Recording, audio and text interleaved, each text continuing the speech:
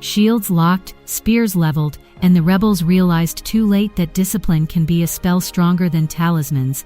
An ambush met a stronger ambush, and Daxiang Cheng became a furnace where the first mistake cost everything, and the second mistake ended bloodlines. Hey friends, welcome back to 3D Cartoon Review, where one banner can fold space like paper, and one secret can fold your future in half. Before we begin, answer me honestly.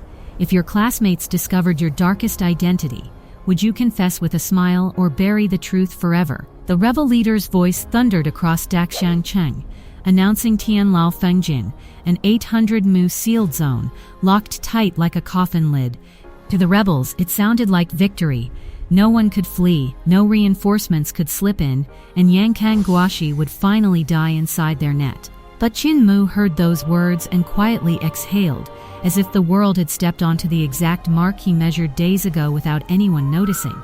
A banner slid into his palm, appearing so naturally it felt like it had been waiting inside his sleeve, warm against his skin, patient as a promise. Good, Qin Mu said evenly, eyes calm as still water.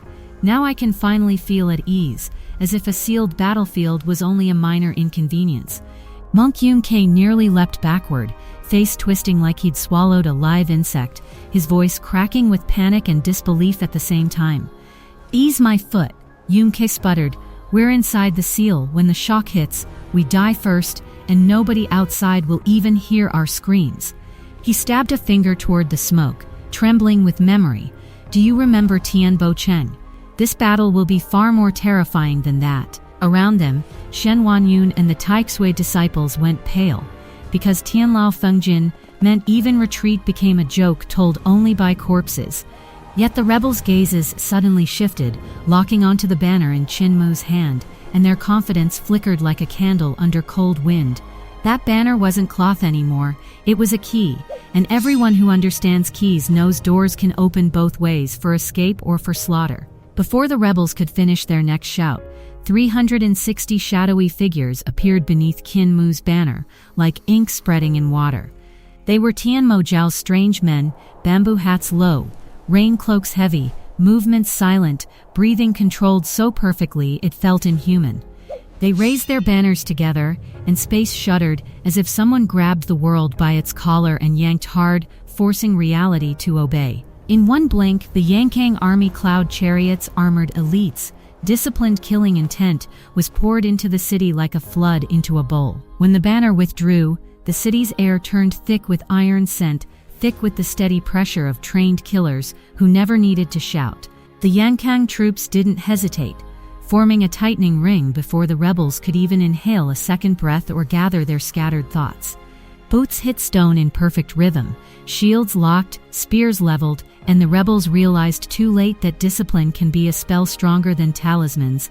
An ambush met a stronger ambush, and Daxiang Cheng became a furnace where the first mistake cost everything, and the second mistake ended bloodlines.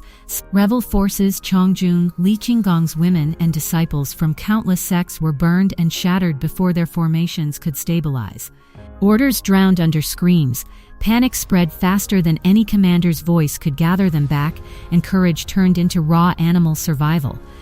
On the rebel mountain, the blue bronze masked man trembled, whispering, two paths, what a Yankang Guoshi, what a monster.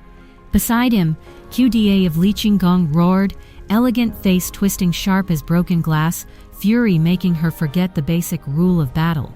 When did Tianmo Jiao start relying on the court? She snapped. A demonic holy land, why become the empire's lapdog?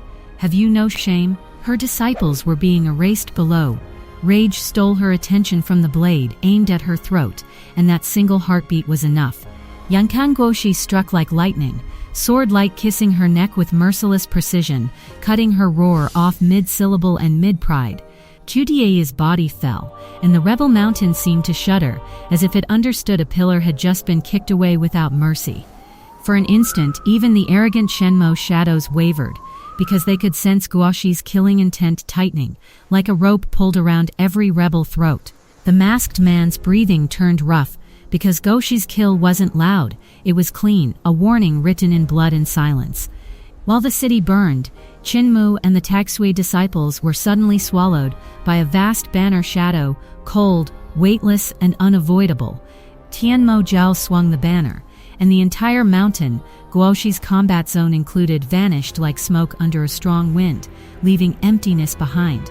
Before Shen Wanyun could even curse, another swing carried them to a second mountain. Safer, quieter, wind sharp enough to sting the cheeks. It felt like being kidnapped by invisible hands that never asked permission, never explained, and never cared what a Taixui disciple thought was proper.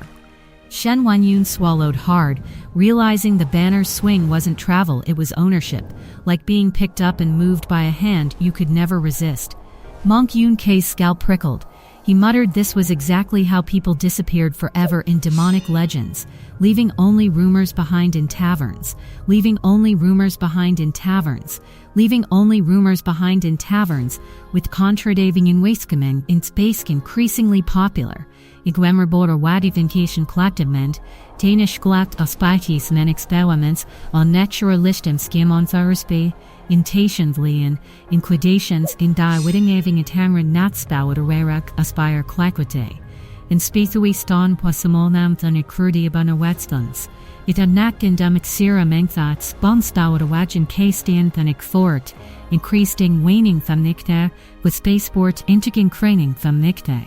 Everyone knew Tianmo Jiao was the most mysterious demonic holy land, hidden so deep even the Yankang court failed to trace its true location. Now those hidden powerhouses had moved them twice like chess pieces, and fear began to taste like metal on the tongue with every breath. Then the strange men removed bamboo hats, lowered cloaks, and saluted in perfect unison, movements crisp as blades returning to their sheaths. Voices rose together, thunder clean. Subordinates pay respects to the holy cult leader, holy teacher, pay respects to the holy maiden. Shen Wanyun's stomach dropped because that wasn't courtesy. It was absolute loyalty, the kind that ends lives the moment a command is spoken. The salute shook the air, even the pine trees seemed to bow, and the Taixui disciples felt their academy pride crumble into dust under raw authority. Monk Yun Kok snapped his eyes shut and shouted, "I didn't see anything, I saw nothing, don't silence me. I'm blind, I'm harmless." His hands fluttered like panicked birds, as if blindness could be used as a contract to buy another day of breathing under a demonic sky. A calm voice sounded beside them, gentle like a teacher calling students back to order. "Stand up, no need for such formality." "Thank you, holy cult leader, holy teacher," the strange men answered, rising as one like a forest of swords settling back into silence. Shen Wanyun, Ye Qinghong, and the others stared, because the voice belonged to Qin Mu, the Taixu doctorate, the first genius from Dashu, Sagdamide. Qin Mu smiled warmly, as if this revelation was no bigger than offering tea, and that casualness made it even more terrifying. Yu Qinghong trembled and forced the question out. If the doctorate is the cult leader, then who is the holy maiden? Siyum Xiang gave an embarrassed smile, and Yue Qinghong's hair nearly stood upright, because the answer felt like ice sliding down her spine. Shen Wanyun recognized faces among the cult elites. Zhen Sancheng of Hangguang Hall, Chen Yunting of Zhenyuan Hall, names from bright academy days. His lips went numb, and he muttered, we're finished, as if repeating it twice could soften the edge of a coming blade. Monk Yun Ke exploded. Why say their names out loud? I kept my eyes shut, now even I'm doomed. Do you enjoy dragging me down? A sword hall master glanced at them with indifferent professionalism, eyes flat as polished stone, like death wearing a neat uniform. Holy cult leader, he asked, they've seen our true faces. Should we handle them now to prevent trouble later and keep secrets clean? Monk Yun Ke's eyes snapped open. His face flipped into a flattering grin so fast it looked painful, like a man changing masks to survive. Doctorate, no, holy cult leader, we're classmates from Taixui. You even physically guided me before, remember? I still feel it in my ribs. He turned toward Hu Linger, voice pleading like bargaining with fate. Fox sister, look at all the money I offered you, help me. Hu Linger tilted her head, tail swishing, eyes full of pity, and that pity somehow felt like the final nail hammered into Yun Kui's heart. Qin Mu waved gently, voice soothing. Relax, with me here, nothing happens without order. Panic only makes your last moments uglier. Then his gaze sharpened, and he spoke to the Sword Hall master with calm clarity that cut deeper than shouting ever could. Sword Hall, they're classmates from Taitsui Academy. Ask if they're willing to join the holy cult and share our road from this day onward. If they refuse, Qin Mu continued softly, smile unchanged, then let them stay forever in this beautiful mountain scenery, quiet and unmoving. The mountain wind suddenly felt colder, and Shen Wanyun heard the word forever like a coffin being nailed shut by patient hands. Qin Mu turned back with the same friendly face, as if he'd offered a scholarship, not a death sentence written with elegant words. Don't worry, he assured, I'll handle it properly. We're not demonic bandits who burn and rob homes, at least not without reason. Their words sounded obedient, but their eyes were wet with humiliation, because joining under threat is not devotion, it is surrender wrapped in polite language. Then he added lightly, Sword Hall, when you do things later, don't do them in front of me. I prefer clean scenery. The kindness was sharper than cruelty, because everyone understood what later meant and understood it would be carried out without hesitation. Relax, relax, Qin Mu said again, then murmured, draw your sword faster, so they suffer less, as if offering mercy. Monk Yunke screamed, I heard that. Sword Hall, don't come close, I'm already one of the holy cult. I'm loyal, I'm devoted. Yu Qinghong and Shen Wanyun exchanged a terrified glance, both reading the same brutal mathematics. Refusal meant death, agreement meant chains. Yu Qinghong forced courage into her voice, joining Tianmo Jiao isn't a problem. We'll join, and we'll follow rules. Just spare us. Lang Nu said nothing, but his silence was agreement, because survival makes decisions quickly when a blade is already half drawn. Still clinging to dignity, Yue Qinghong blinked at Si Yunxiang, holy maiden. If we didn't join, you wouldn't really hurt us, right? Si Yunxiang smiled lightly, voice smooth. The cult leader has a kind heart. He was only joking with you. Don't take it too seriously. Monk Yunke cried in relief. I knew it was a joke. Holy cult leader, you were joking just now, right? Qin Mu laughed loudly and said nothing, and Yunke's face darkened like wet soil, because silence can be worse than a verdict. Qin Mu walked to the cliff edge and looked back toward the distant battlefield, where sword light flashed like lightning trapped inside smoke. From this mountain they could still see Yankang Guoshi fighting, surrounded by the last surviving rebel elites like wolves circling a tiger. Guoshi's swordwork looked relaxed, almost lazy, yet every step stole a life space, forcing the seven to tighten their ring until they choked themselves. Yu Qinghong couldn't help asking, voice shaking, aren't you going to help him? Even a monster can bleed if enough knives stab. Qin Mu answered with quiet confidence, no need. Yankang Guoshi can handle it himself. His strength is the kind that turns knives into scraps. Indbelst rast is mans pas, ikuration protedest watchering, it thing use freshen guachen. With choir daladem extenemorkank and then mechen, and after fond, our holy cult's help, Qin Mu added, eyes narrowed, was creating the timing that lets him strike cleanly, without chasing stragglers for days. At that moment, only 7 enemies remained alive, pressing Guoshi from every direction with desperate precision, every move filled with hatred. Qin Mu gathered qi and tried to open Bixiao Tianyan to see more clearly, then froze, sensing something deeply wrong behind his own eyes.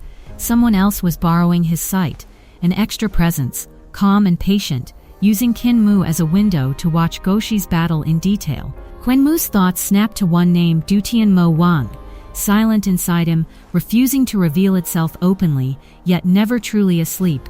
That borrowed gaze felt cold and ancient, like a demon pressing its cheek against Qin Mu's soul, smiling quietly while pretending to be invisible.